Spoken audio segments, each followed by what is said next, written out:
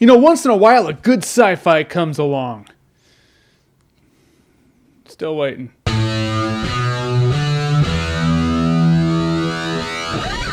The Sci-Fi Channel's Skyline. Not really, but probably should be. Now, when Skyline started out, like the first minute, I thought to myself it might be surprisingly good, but 3 minutes later, I could just see that I was dead wrong. I mean, if you're gonna have an alien invasion movie concentrate on 5 people who are trying to survive it, at least make me kinda give a shit about them. I mean, you don't care about the relationships or the friendships or anything about the crew of dipshits taking up the screen time in this movie. So as you saw in the trailer, aliens are invading and they're beaming up people by the lot. Aliens that look a lot like the collectors from Mass Effect, who also collect people. But the aliens in Skyline, they're like 4 stories tall, so it's not really ripping it off. It's totally ripping it off. And they have these Sci-Fi Channel tentacles that shoot out of their hands and latch onto things like people, helicopters, but not SUVs. People in military-grade helicopters, those are toast, but the soccer mom vans, they're all good. Maybe they're caked with Pam or something, I don't know. The movie's done by the guys who did AVP Requiem. I mean, do I really need to say more? And the acting is exactly what you'd expect from a movie starring Jessica Biel's friend or whoever he is. When Turk from Scrubs is the biggest name in a movie,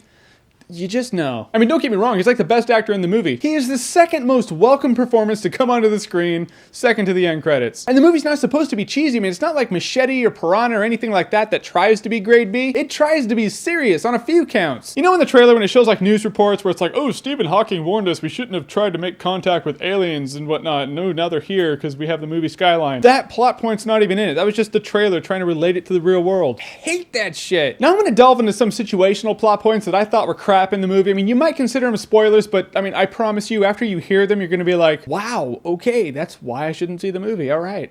Glad he told me that. Thank you, Jeremy. Thank you. So a quick point that I think most people should know by now is if a nuke is detonated 4 miles away from you, you don't get to run from the little aliens anymore. You just get to die. Vaporize, really, but, you know, die. God bless crappy writing. I mean, Jessica Biel's friend in the movie even says, we gotta go, between them and the radiation, we're dead. Alright, so you didn't vaporize like you should have, but you at least acknowledge that you've been bombarded with a fuck ton of radiation. But we never hear about it again in the movie, so I mean, I guess it's just pointless. I mean, it's shit like that makes me think the movie came to the big screen because the Sci-Fi Channel straight up rejected it flat out. Exceptions to the rule. Always an exception. And here it is. This is the one that you're gonna thank me for. This is the thing that's gonna keep you from going to the movie. The Mass Effect collectors are harvesting people. Why? For their brains. Yep. Brains. The true mark of the crappy B movie that tries to be serious. Skyline is not just dog shit. It's sci-fi dog shit. The movie would have been at least more enjoyable if it was filmed like Cloverfield, you know, like, hey guys, nice party, oh shit, aliens, hey, let's film it so they have a movie later on, you know, that kind of thing. But no. But if you like what you've seen here and you want to see more, then click right here to see more. Just don't watch Skyline.